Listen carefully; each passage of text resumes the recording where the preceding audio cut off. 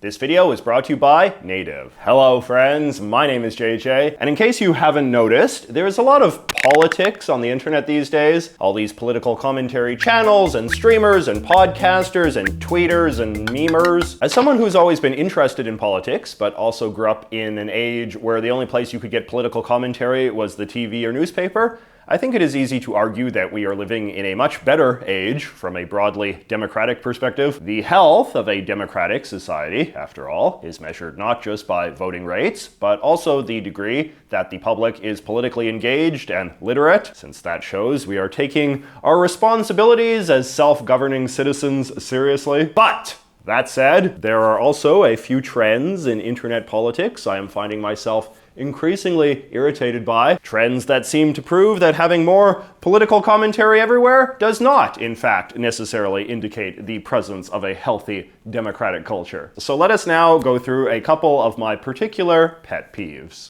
Number 1, the fetishization of really obscure, extreme, or hyper-niche political ideologies. So if you spend a lot of time online, you will inevitably encounter these little blob buddies. From what I can tell, they were originally used to personify the different countries of the world in various broadly stereotypical ways, but have since expanded to personify all sorts of other things as well, like political ideologies. If you load up their wiki, you can see that they have blob characters representing everything from anarcho-distributism to social corporatism to libertarian transhumanism. The popularity of these ideology blobs is one of many embodiments of a trend I'm noticing more and more of these days, which is the phenomenon of people, especially young people, thinking that the core essence of politics is learning a bunch of ideologies and then self-identifying with one of them. Usually one that is every bit as unique and special and precious and hard to understand as you yourself. You see this all over the place, from the so-called tanky phenomenon, where teenagers identify with obscure sects of 20th century communism, to charts seeking to sort everyone who's ever lived into the four corners of the political compass, to people dusting off long-forgotten Victorian-era philosophies and filling their social media bios with references to them. What has always annoyed me about this sort of thing is the degree that it serves as a kind of a simulacra of political literacy. Since learning about weird ideologies involves learning a lot of esoteric theory and jargon, it feels like political knowledge, even though most of this stuff has absolutely no practical use in real-world political debate. For example, if someone asks you a modern-day public policy question like, what should the president do to help get inflation under control? And your only answer is something like, eliminate all government functions, or abolish capitalism, or establish a fundamentalist Catholic monarchy, or some other hyper-extreme thing that is obviously never going to happen, then this knowledge is doing the opposite of what a good political theory should do, namely, make you more, not less relevant to your current political context. Worse than that, however, is when the irrelevance is being pursued on purpose, when fixating on a rigid or extreme political identity becomes a pretext for avoiding the stressful complexities that define real-world politics in the 21st century. There was a viral video going around the other day where a self-proclaimed anarchist of some sort was sort of hand-waving away the importance of understanding economics because anarchists don't care about economics, they care about anarchism. And this hit a nerve with a lot of people because the video seemed to embody the sort of self-righteous ignorance that a lot of kids these days are being wrongly encouraged to think is what being a serious political person is all about. Embracing niche or extreme ideologies can be attractive because mainstream politics is often boring, slow, and defined by a lot of mediocre, incremental decision-making that, as we will discuss, often doesn't seem terribly relevant to day-to-day life. Learning about or self-identifying with ideologies, by contrast, makes the political world seem more dramatic and exciting, with the emphasis placed on imagining future utopias rather than making gradual progress on the petty problems of today. This isn't to say that there is no virtue at all in thinking about political ideologies, but I do think that the list of relevant ones is fairly short. I think it is worth being broadly familiar with the general principles of right versus left, capitalism versus socialism, protectionism versus globalism, theocracy versus secularism, and maybe a couple of other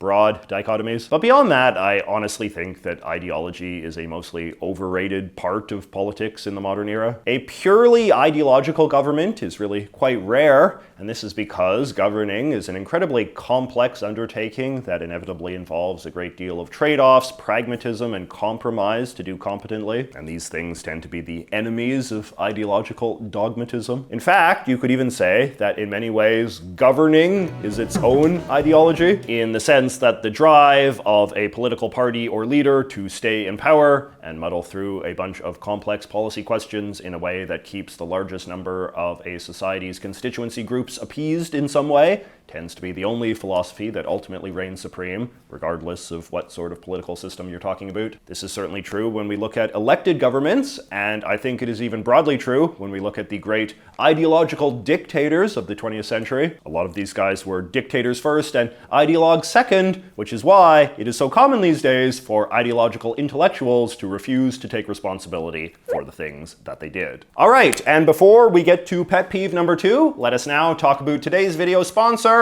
Native. Hello friends, so yes, it is true, today's video is brought to you by Native, the wonderful deodorant company, product that is particularly useful now that we are entering the sunny season. I first endorsed Native a while ago in my award-winning video on world leader uniforms, and I can honestly say I have been using their products ever since. Is my go-to brand now, and I will tell you a few reasons why. One is that Native deodorants come in all of the best scents. Like, check out some of the ones I'm using right now. Lilac and white tea, sea salt and cedar, and powder and cotton. 2, Native deodorants have this nice dry texture, which I personally like much better than the wet, goopy type. They apply nice and smooth and have long-lasting protection, up to 72 hours of odor protection, but sometimes I reapply them anyway because I like the smell so much. 3, Native deodorants are made of simple, clean, and effective ingredients like coconut oil, shea butter, and tapioca flour. They are aluminium-free and don't contain any artificial preservatives. And 4, if you order some Native products of your own using the link in the description and the promo code JJMcCullough2,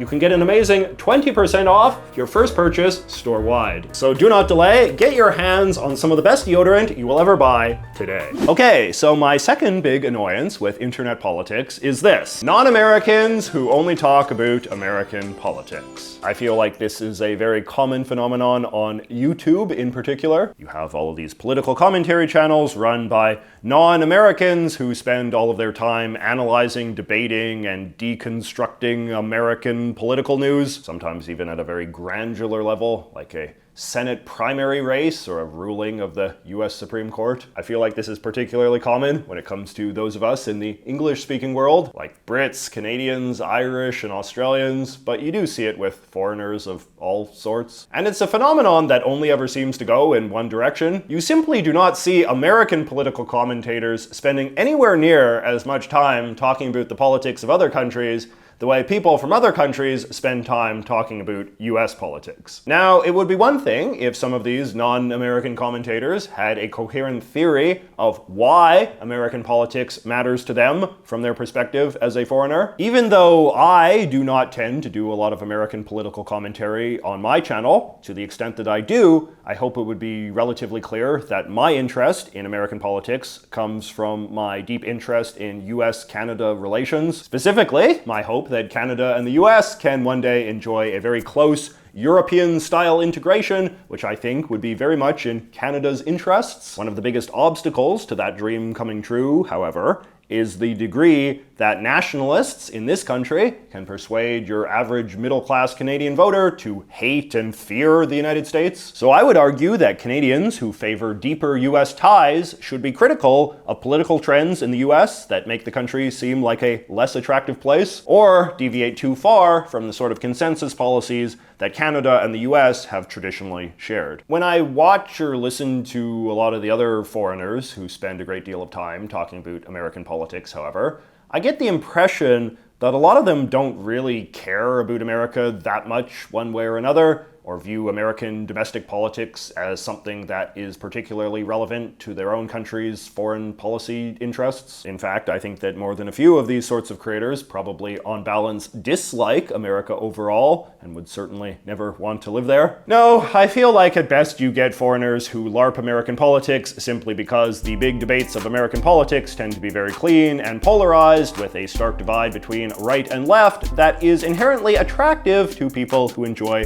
argument and conflict for its own sake. American debates also tend to focus on a lot of very grand moral issues, like whether abortion is right or wrong, that anyone can wrap their brain around regardless of where they live, as opposed to an issue in their own country that might be very bound up in narrowly specific considerations that can be hard to universalize, like say whether Scotland should leave the United Kingdom. Now, in fairness, one of the ways that online political commentators make a living is by appealing to the widest audience that they can. And I think that a lot of these creators toil under the mistaken belief that American politics is the only sort of politics that the large American market cares about. In my experience, however, as a Canadian creator who spends a lot of time talking about Canadian political debates, I have found the exact opposite to be true. The majority of my audience is always American, even when I make videos about very narrowly particular Canadian things. And I think that's because Americans are way more curious about other countries than they often get credit for, and will gravitate strongly to any foreigner who can explain foreign politics in an accessible way. Friendly Jordies, TLDR News, and NFKRZ, I think would all be other good examples of foreigner-based, politically minded channels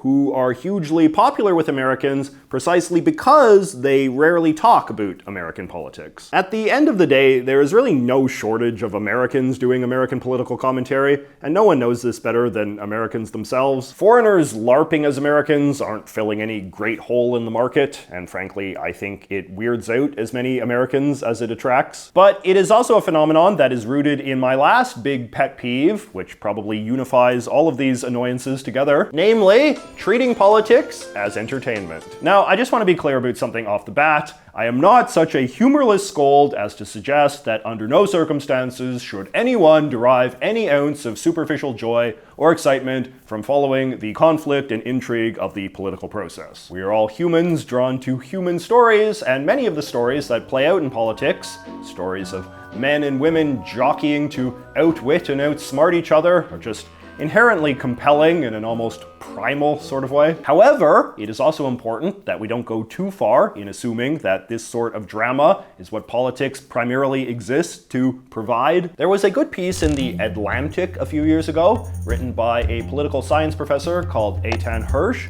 who wrote a book called Politics is for Power and denounced what he called the rise of political hobbyism. His argument was basically that the rise of a healthy, safe, financially secure middle class has allowed a significant chunk of the population, in his case the American population, to basically enjoy the luxury of not really having to care about the decisions of the government, since most of them won't really affect them. This in turn allows members of that class to regard the political process as something they watch as a hobby more than actively participate in, meaning that even when these sorts of people claim to be really into politics, what they are doing is no closer to engaging in politics than watching SportsCenter is to playing football. Sports is a very good analogy, in fact, because a lot of political party loyalties these days often feel little deeper than liking one team over another. You will have a rationalization for liking your team, and you might even be able to passionately defend its reputation.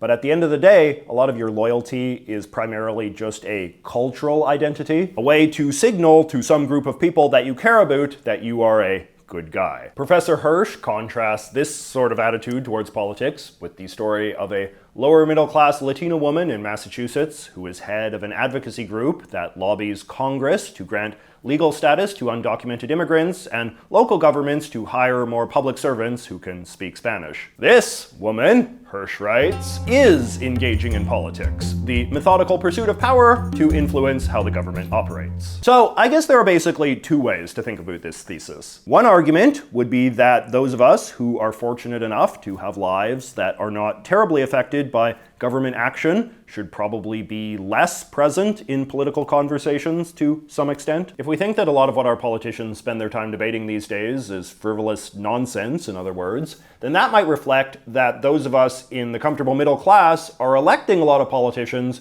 who basically just engage in politics the same way that we do, a way to build a cultural identity or play out an entertaining dramatic conflict, but lacking a clear sense of what sort of tangible things government power should be used to accomplish, because at the end of the day, we don't really want much. Or maybe we do. The other argument that Hirsch makes is that those of us in the political hobbyist community should probably put a bit more effort into trying to figure out how the political process does in fact affect our personal interests, and then start engaging in focused action to pursue those interests. Not to once again hold myself up as some great example here, but until quite recently, I would say that I mostly engaged in politics as a sort of entertainment, to the point of listening to multiple political podcasts a day that discussed very little beyond the interpersonal dramas and intrigues of what we could call the celebrity politicians. But then Prime Minister Trudeau unveiled Bill C-11, the bill that would regulate YouTube in various ways I found threatening to my interests and the interests of my